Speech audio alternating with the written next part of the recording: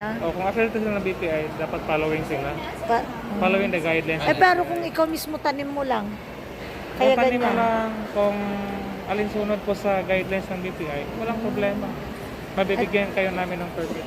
Oh. Permit to transport yung Yeah, product. permit to transport.